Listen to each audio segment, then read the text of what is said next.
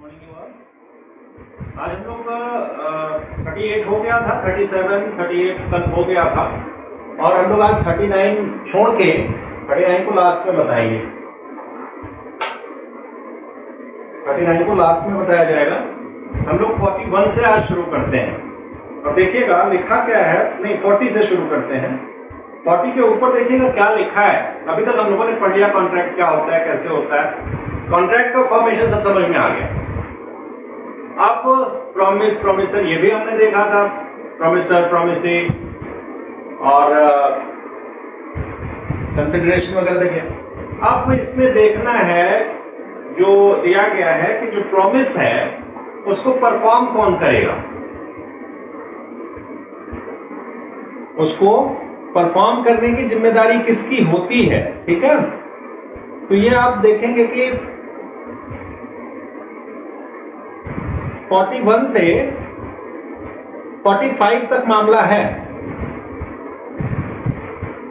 41 से 45 तक आपको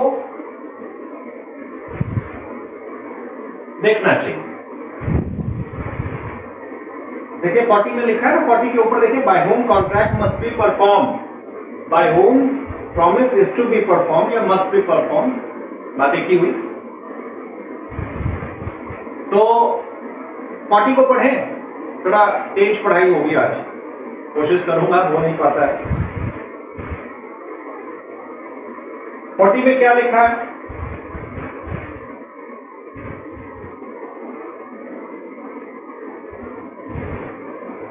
में लिखा है कि person by whom promise is to be performed, promise is to be perform, किसके द्वारा? By whom.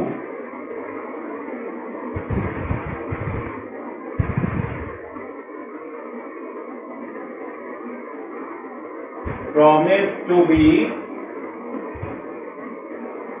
परफॉर्म, ये क्वेश्चन मार्क है ना कि कौन परफॉर्म करेगा भाई। तो आप ऐसे तो समझ सकते हैं कॉमन सेंस में, जो अभी तक आपने पढ़ा, कि जो प्रॉमिसर है वो परफॉर्म करेगा। भाई ये लोग जो देर से आ रहे हैं, उदय सिंह और फलाने फलाने, थोड़ा टाइम से आ जाया करो यार, डिस्टर्ब होता है। तो देखिए 40 को पढ़ते हैं। If it appears from the nature of the case that it was the intention of the parties to any contract that any promise contained in should be performed by the promiser himself. Such promise must be performed by the promiser. देखिए दो cases इसमें दिए गए हैं। दो cases क्या हैं? अगर आपके जो कंडीशन है कॉन्ट्रैक्ट की, टर्म्स एंड कंडीशंस, ठीक है, इसकी कॉन्ट्रैक्ट की, इसमें ये स्पेसिफिकली लिखा है, मेंशन है, इसमें ये इनका इंटेंशन है, पार्टीज का इंटेंशन है, पार्टी ए और पार्टी बी, प्रॉमिसर और प्रॉमिसी। ठीक है, अगर इस कॉन्ट्रैक्ट में ये मेंशन है कि किसके द्वारा परफॉर्म किया जाएगा, प्रॉमिसर के द्वारा, देखिए लिखा है it appears from the nature of the case, जो भी केस है, कॉन्ट्रैक्ट का केस है, that it was the intention of the parties to any contract that promise contained in it should be perform the promisor. सिर्फ promisor है, इसके द्वारा ही ये अनुपालन किया जाएगा। ये इंटेंशन है इन दोनों की, जो कि इस टर्म्स कंडीशन से पता लगती है कि ये चाहते हैं कि जो प्रॉमिसर है वही उसको परफॉर्म करे।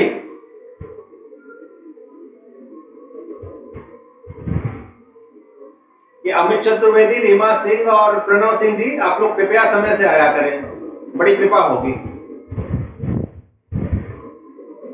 तो अगर ऐसा कुछ है, कंडीशंस, टर्म्स कंडीशन जो कॉन्ट्रैक्ट की हैं, उसमें ये इंटेंशन पता लगता है कि जो प्रॉमिस इसमें जो प्रॉमिस किया गया है, इस कॉन्ट्रैक्ट में जो प्रॉमिस है वो किसके द्वारा परफॉर्म किया जाए? प्रोमिसर के द्वारा।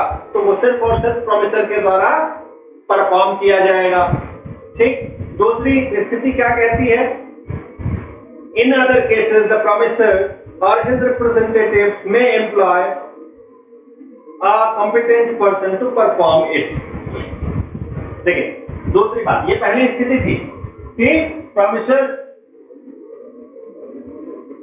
promise to be performed by the promisor only if the intention of parties is clearly mentioned in terms and conditions of contract, या in that contract it is clearly mentioned, कह सकते हैं, या उनका ऐसा पता लगता है। बात एक ही हुई। दूसरी स्थिति क्या है? यहां पे कह रहा है प्रोमिसर करेगा या उसके रिप्रेजेंटेटिव्स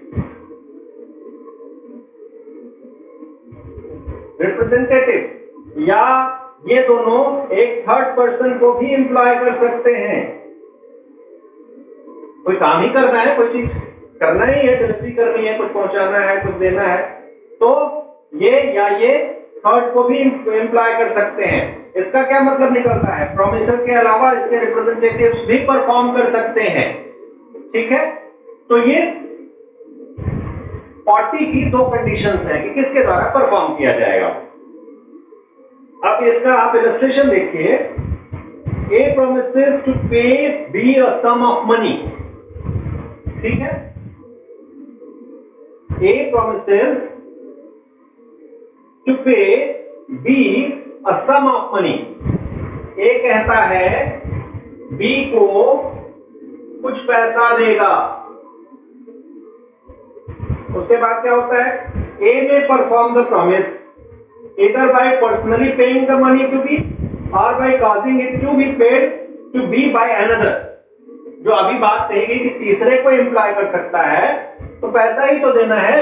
A अपने मित्र C से कहेगा यार मैंने B को कुछ पैसे देने की बात की थी और मेरे पास इस समय पैसे नहीं, तुम ऐसा करो उसके खाते में ट्रांसफर कर दो और बता देना कि मैंने किया है, और उसमें एक नरेशन डाल देना, या ये बता देगा बी को कि भाई मेरे पास पैसे नहीं तो मैं सी से भिजवा दे रहा हूं। ये वाला जो कंडीशन दूसरा वाला है यहां फुलफिल हो रहा है। क्लियर? मान लीजिए इसमें सप्लायर की बात है, मैं किसी चीज का सप्लायर हूं, आपसे कोई कॉन्ट्रैक्ट हुआ है, मुझे सप्लाई देनी है। एट दैट टाइम जिस समय उसको परफॉर्म करना है, मेरे पास वो माल नहीं है। मेरा एक मित्र है जो कि सेम क्वालिटी का माल सप्लाई करता है, मैं उससे कह सकता हूं यार मेरे पास माल नहीं, इसको तीसरे को जिससे मैंने कॉन्ट्रैक्ट किया तुम भेज दो, मैं पैसा दे दूंगा। ठीक है। तो ये जो दूसरी 40 की दूसरी कंडीशन थी, ये इसका उदाहरण यहां पे आपको समझ में आ गया होगा। अब देखिए, and if A dies before the time appointed for payment, his representatives must perform the promise or employ some proper person to do so।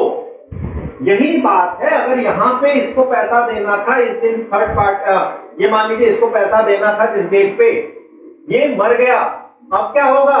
इसके रिप्रेजेंटेटिव्स को इसको करना है। मैंने पहले बताया या तो प्रोमिसर करेगा या रिप्रेजेंटेटिव करेंगे, या ये दोनों तीसरे आदमी को एक एम्प्लॉय कर सकते हैं। रिप्रेजेंटेटिव्स आ गए, अगर रिप्रेजेंटेटिव्स के पास पैसा है, ये पेमेंट करना है, तो वो डायरेक्टली को कर देंगे। In case representatives have no money, so they can employ that third person also। बस 40 में यही है। एक जन को थोड़ा डांटना है, डांट लें। द्रविड़ जी, द्रविड़ शुक्ला, द्रविड़ शुक्ला, हाँ अरे अभी तो आया है, निकला कहाँ? लीव कर गया, जाने दीजिए। अच्छा ठीक है। नहीं अब इस टाइम 8:30 बजे नहीं आने का समय भाई, मेरे को डिस्टर्ब होता है, बार बार उधर जाता है, कोई आ चुका है, गेट खटखटा रहा है। अब कोई जयश्री मैडम है, इनको भी डांट पड़ जाए क्या? जयश्री तिवारी जी, जयश्री, जयश्री, जयश्री, क्या ये भी भाग गई क्या?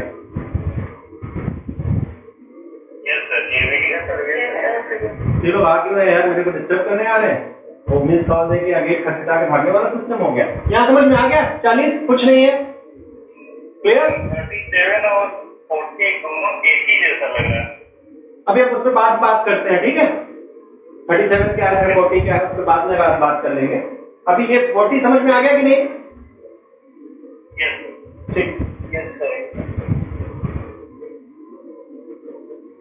ये इसके प्रैक्टिकल क्वेश्चंस आ सकते हैं इन सब में, इसलिए आप लोगों को ये सब थोड़ा सा समझना होगा। अब 41 देखा जाए। Effect of accepting performance from third person, ठीक है? इसको हटा ही देते हैं।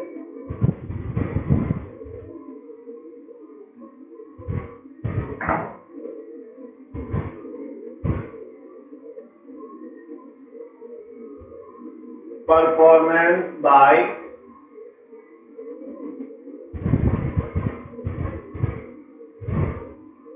Third person.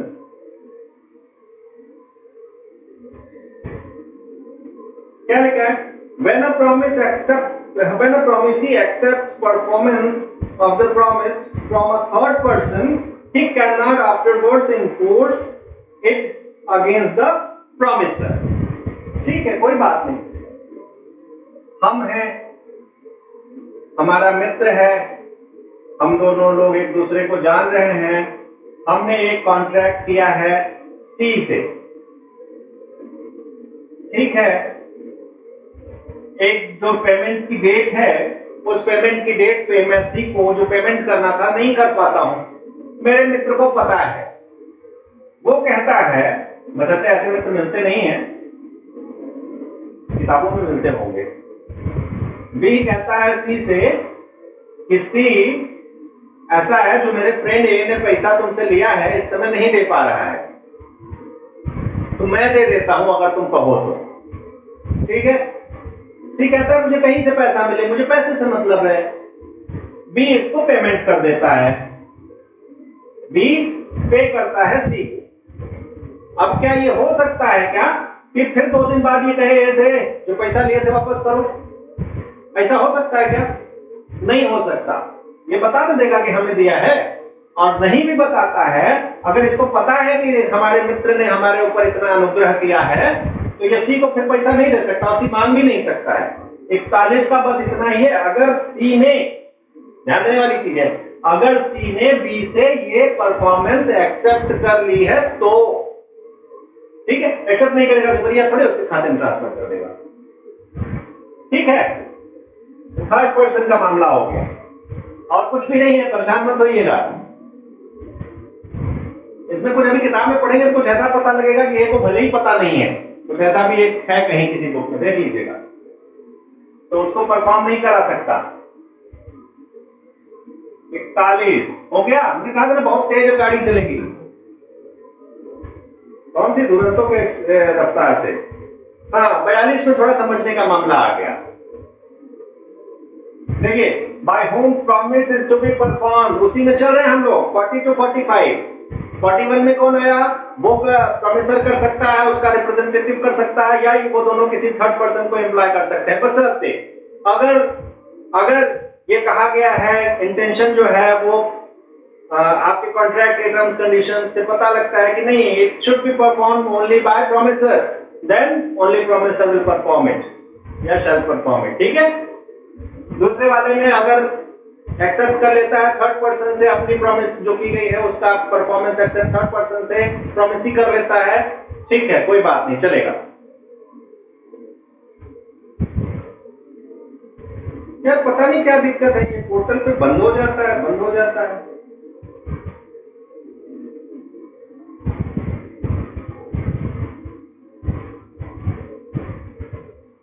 भगवान चले या न चले। अब 42 देखते हैं, devolution of joint liabilities.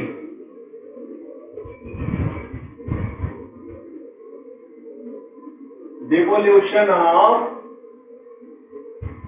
Joint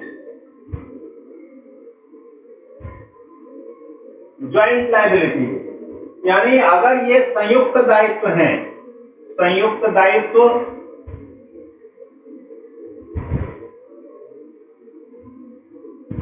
का न्यागमन लिखा है, चलिए न्यागमन ही लिख लेते हैं, न्यागमन ही लिखा है ना। हाँ, न्यागमन मान डिवोल्यूशन मैंने एक तरह से ट्रांसफर, अगर एक आदमी ज्वाइंट लायबिलिटी में हट रहा है तो वो किधर जाएगा, इसको न्यागमन को आप समझ लीजिएगा हस्तांतरण,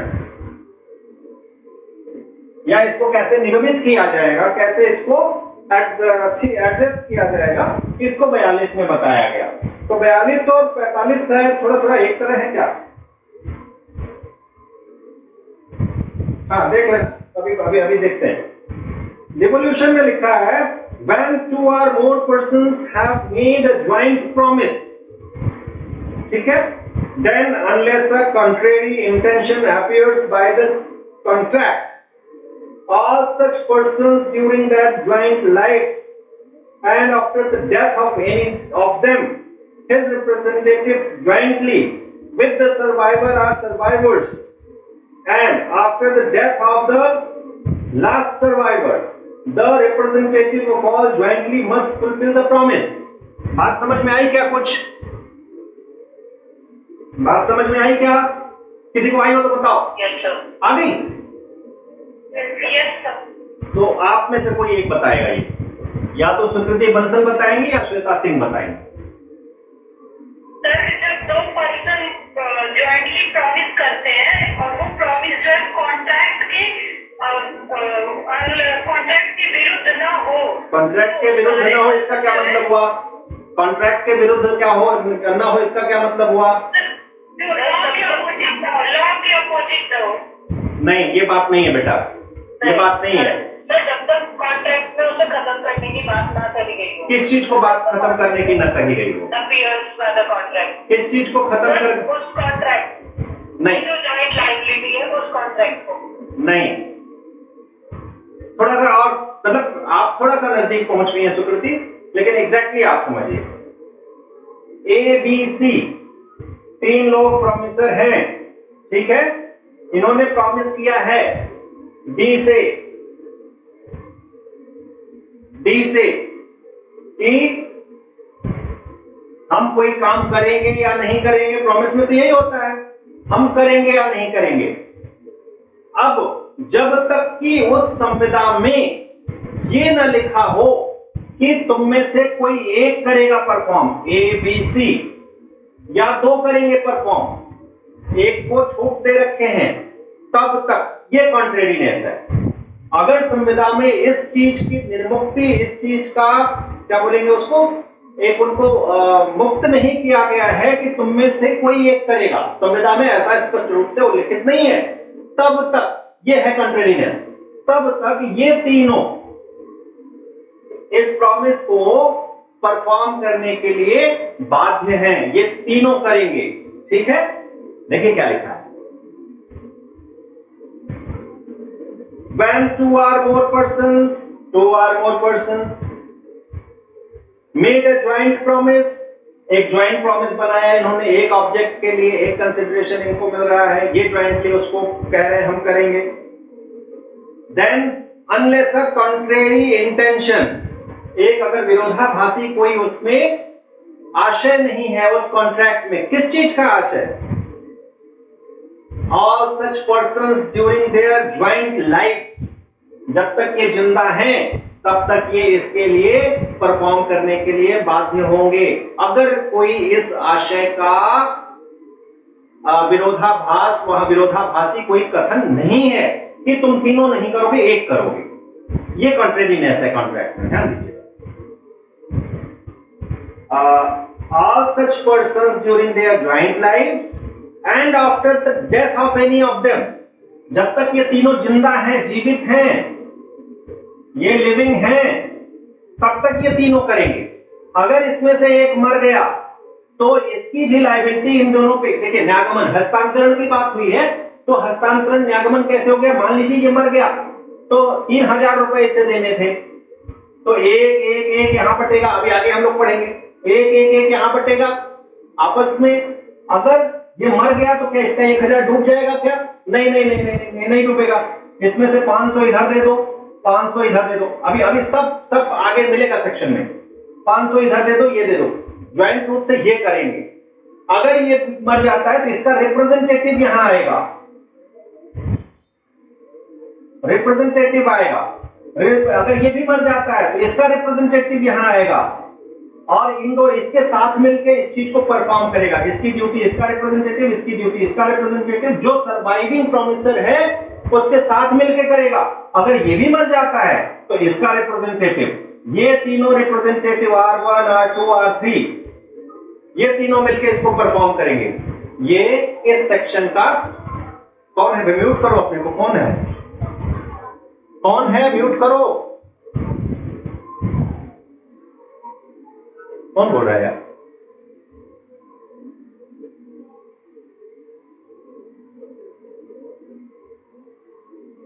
ठीक है, 42 में ये कहा गया है जो मैंने अभी समझाने की कोशिश की। When two or more persons have made a joint promise, जब दो या दो से अधिक लोगों ने एक ज्वाइंट प्रॉमिस किया है, एक एक शब्द बता रहा हूं, समझते जाइएगा। Then तब unless a contrary provision या contrary intention by contract, अगर कोई विरोधाभासी आशय वहां पे नहीं है उस कॉन्ट्रैक्ट में, तो क्या होगा? All such persons during their joint lives, ये तीनों आदमी अपने लाइफ में क्या करेंगे? And after the death of any them, ये जब तक जीवित है तब तक है ही है, अगर कोई मर गया तो क्या होगा? His representative jointly with the survivor are survivors। मान लीजिए दो हैं, एक मरा तो इसका रिप्रेजेंटेटिव एक सर्वाइवर के साथ, अगर तीन है, एक मरा तो उसका रिप्रेजेंटेटिव बाकी दो सर्वाइवर प्रोमिसर जो हैं उनके साथ मिलके क्या करेगा? And after the death of last survivor, अगर ये भी मर जाता है तो क्या होगा? The representatives of all jointly must fulfil the promise. जो प्रॉमिस इनके बाप दादा करके गए हैं, इनके रिप्रेजेंटेटिव्स पूरा करें। ठीक है, 42 समझ में आ गया? कंट्रेरीनेस का आशय यह है कि इन तीनों को ज्वाइंटली करना है, इसका कोई विरोधाभासी आशय उस कॉन्ट्रैक्ट में ना हो कि भाई हम एक को उन्मुक्त करेंगे, दो करेंगे। समझ में आ गया? समझ में आया? सुकृति आया? ठीक है, ठीक है। अब देखिए इंग्लिश लॉ में, यहीं पे देख लीजिए, ये आपका इंडियन कॉन्ट्रैक्ट एक्ट है। इंग्लिश लॉ में क्या है?